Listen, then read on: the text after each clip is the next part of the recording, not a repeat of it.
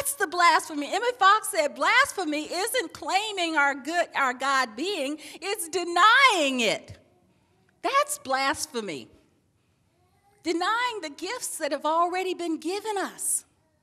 The joy, the beauty, the love, the prosperity, the freedom, denying that that already belongs to us. That's blasphemy, he said. Denying ourselves. Denying our true being.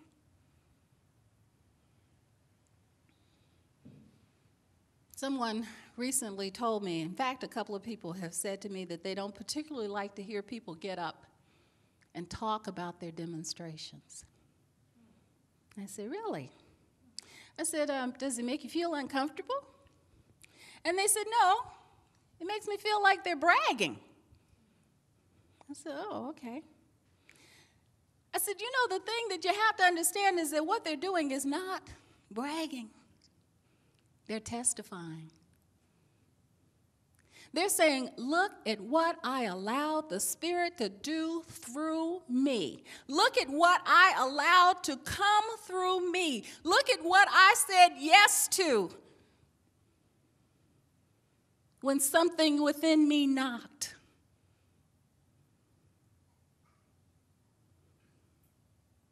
See, that's not bragging. That's standing up and saying, I want to testify. I want to tell the world how great and wonderful it is to be experiencing my prosperity right now, not because it's something I created, it's something that I let happen. I allowed it.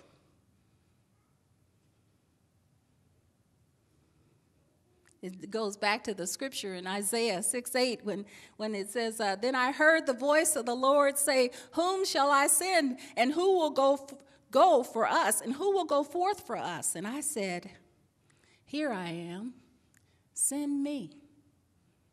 Send me so I can show the world how great and wonderful it is. Send me so I can stand up here on Sunday morning and tell the truth.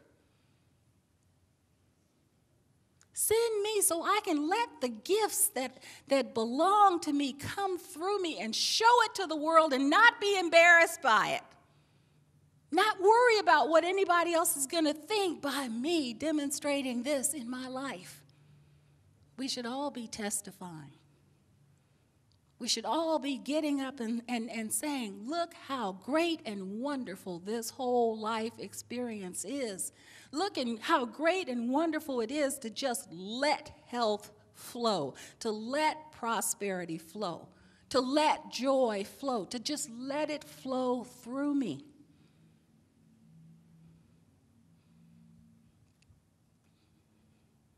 See, so asking from the truth that Butterworth is talking about, he's saying the thing that we have to recognize in asking is that the world owes us nothing, but the universe owes us everything.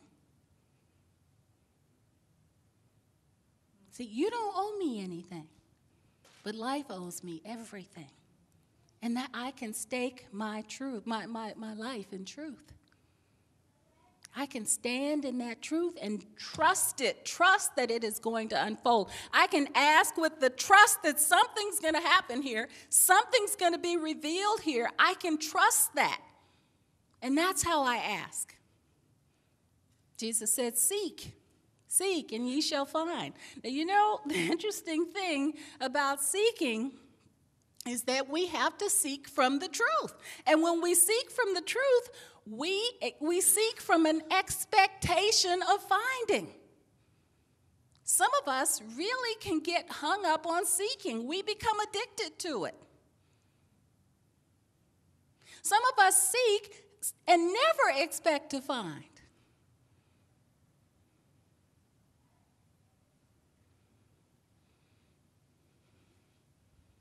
So when we find the truth, that's the other part of it is we have to apply it. When that truth is revealed to us, through us, we have to apply it in our world. We can't just act like we haven't received it and just keep seeking. I'm a seeker. That's what I do. I seek.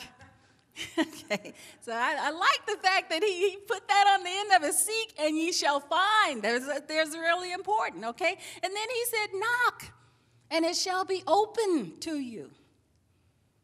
Okay, now if we're knocking from the truth, we're not knocking like this. I wonder if somebody's home. I wonder if anybody's going to answer. I wonder if this is possible. We're knocking like this. I'm ready to see it. It's a demand that we're making on the universe. But you know, the interesting thing about knocking like that is that many of us, and just think about this, many of us even have trouble even saying our desires out loud. Many of us find it almost impossible. If I were to ask you right now to stand up and tell this whole room what your highest desire is, I would guarantee you that most of you wouldn't be able to get up and do it. And you know why? Because that question is still lingering down here in the subconscious. Who do you think you are?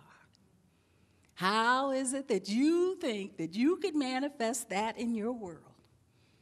See?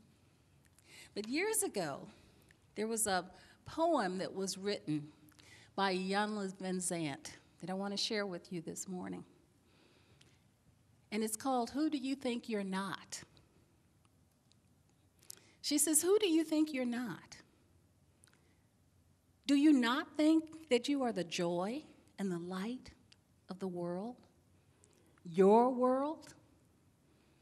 Do you not think that you are the one that you have been waiting for? The one who will show up in all of your glory and offer to you all that you could possibly need or want or desire? Just who do you think you're not? Are you not the one who's been there for you, holding you up, pushing you on, encouraging you, applauding you? Who did that for you, if not you? Who was there when you cried and ached and believed in the depth of your being that you could not, you simply would not make it through another day? You said, oh yes you will, and you gave whatever was needed, whenever it was needed to get back on track. That was you.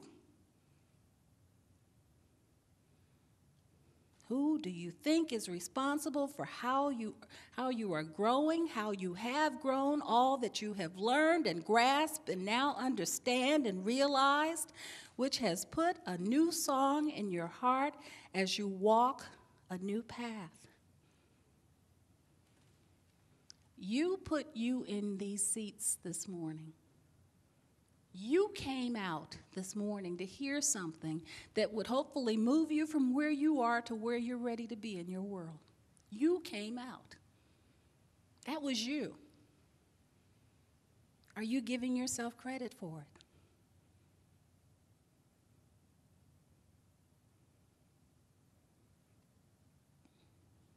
Jill told us in her song this morning, she said, we have to tear down all our walls and let our spirit take the fall into this amazing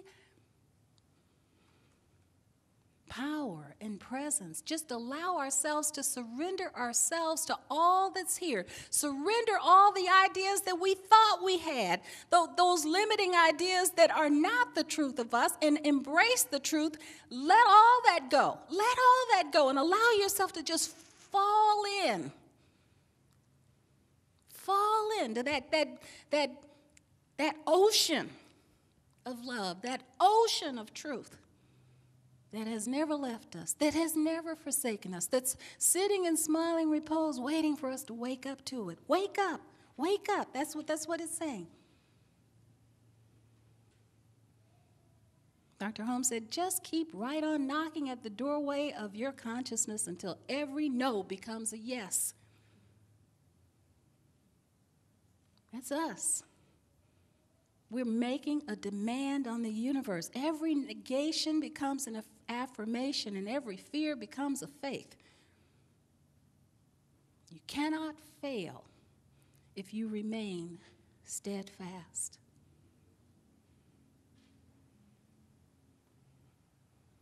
So stake your life on truth, Reverend Lacey said. Stake your life on truth. And I was looking online. I want to close with this today because I thought it was just so absolutely perfect for this. Theodore Geisel said, how many of you know who Theodore Geisel is? Theodore Geisel is Dr. Seuss, okay? And Dr. Seuss said, you have brains in your head, you have feet in your shoes. You can steer yourself any direction you choose, and oh, the places you'll go. Let it be your way. Thank you for being here this morning, and so it is.